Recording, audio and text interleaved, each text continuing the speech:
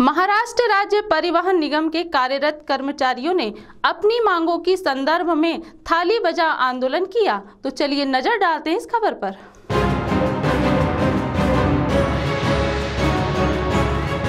महाराष्ट्र राज्य मार्ग परिवहन विभाग के कर्मचारियों ने अपने बकाया वेतन की मांगों के साथ अन्य मांगों को लेकर आज भारतीय मजदूर संघ संलग्नित महाराष्ट्र मोटर कामगार संघ के बैनर के नीचे आंदोलन किया और यह आंदोलन उन्होंने थाली बजाकर किया। इस आंदोलन में बड़ी संख्या में कर्मचारियों की मौजूदगी थी। तो सुनिए इस आंदोलन के संदर्भ में आंदोलनकारियों ने क्या कहा, उन्हीं की जुबानी। 3 महिन्यापासून कामगारांना एसटी कामगारांना पगार दिलेलं नव्हतं आणि पगार न मिळाल्यामुळे कामगारांना पैशापोटी अनेक संकटांना सामना द्यावा लागला।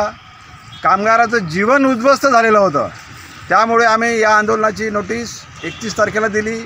केवळ पगाराचंच नाही तर या अधिकाऱ्यांची जी पक्षपातशाही आहे, म्हणजे कोणाच्या बदल्या झालेल्या, कोणाच्या विशिष्ट कामगाराच्या बदल्या रद्द करणे, कोणाच्या न करणे, कारण सारखं असताना एकाचं काम करणे दुसऱ्याचं नाही करणे, असं पक्षपात वागणूकसुद्धा चालू झालेली आहे। इथे एकाच कामगाराला कोणाचं प्रकरण जर बरोबर असेल, 2 कामगारामध्ये एकाचं प्रकरण चंद्रपूरला घ्यायचं, दुसऱ्याचं प्रकरण गडचिरोलीला वर्ग करायचं। त्याचप्रमाणे वर्कशॉप 3 दिवस बंद होतं। कोविड-19मुळे कामगारांना कोरोना झाला होता, त्यामुळे 3 दिवस वर्कशॉप बंद ठेवलं होतं। परंतु त्याचा पगार द्यायसाठी मात्र मॅनेजमेंटनी अर्ज मागितले, जे की चुकीचं आहे। आमचं म्हणणं आहे की ज्या कामगाराचे तुम्ही अर्ज घेतले आहे त्यांचे अर्ज परत करा आणि ज्या कामगारांना तुम्ही पगार दिलेला नाही अर्ज न दिल्यामुळे त्यांना त्वरित पगार द्या। अशा प्रकारची भेदभाव वागणूक या डिव्हिजनमध्ये चालू आहे। एकीकडे भेदभाव वागणूक आहे तर दुसरीकडे पगारासाठी प्रॉब्लेम आहे।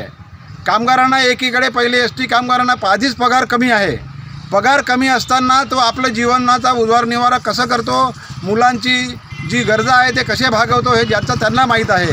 आणि कमी पगार असताना पगाराचा विलंब होणे आणि कामगारांना विचारात न घेणे, कामगाराशी भेदभाव करणे, ह्या मागण्या आम्ही 31 तारखेला यांना नोटीस देऊन दिल्या होत्या। रीतसर आमची नोटीस आहे, परंतु यांनी अजूनही आम्हाला चर्चेला बोलवलं नाही, आमचं म्हणणं ऐकून घेतलं नाही। त्यामुळे आम्ही या प्रशासनाचा धिक्कार निषेध करत आहोत आणि इथून पुढे आम्ही दररोज यांनी आमच्या मुद्दे सोडवेपर्यंत, कामगाराच्या न्याय मागण्या सोडवेपर्यंत इथं आम्ही दररोज दुपारी येऊन 12 वाजता 12 ते 12:30च्या दरम्यान यांचा निषेध करून आम्ही जाणार आहोत।